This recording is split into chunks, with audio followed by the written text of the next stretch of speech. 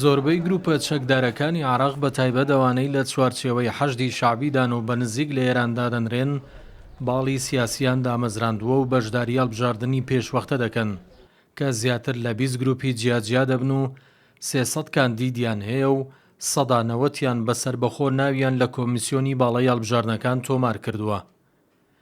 گرنگترینیان ڕێکخراوی بەدرە بە سەرۆکایەتی هادی عامری کە بە 73 کاندید بەشدارە و ئەم گروپانەش هەر یەکەیان بە ژمارەیەک کاندید بەشداری هەڵبژاردنەکە دەکەن.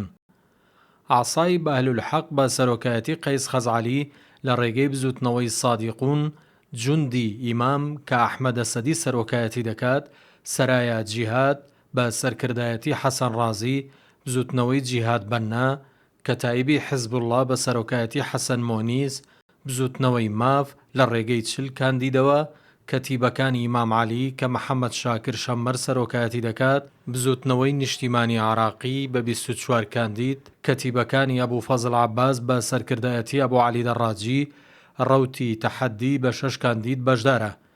هەروەها هێزەکانی ئیمام بە سەرۆکایەتی یوسف سەناوی، ئێتلافی قادیرون بە 26 کاندیدەوە بەشدارە. کەتیبەکانی سەید و شوهەدا و حەشدی عەشایری بە سەرۆکایەتی وایل شەممەری بە 12 کاندید بەشداری هەڵبژاردننی پێشوەختەی عێراق دەکەن.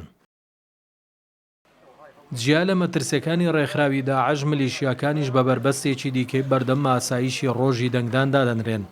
لە ماوەی چەند مانگی ڕابردووشدا گروپە چەکدارەکان چەندین کۆبوونەوەی هاوبەشیان سەبارەت بە ئامادەکاری بۆ گۆڕانکاریەکان کردبوو، هەوڵی دروستکردنی هاوپەیمانیەتیەکیاندا بوو بۆ بەشداریکردن لە هەڵبژاردننی پێشوەختەی عێراق.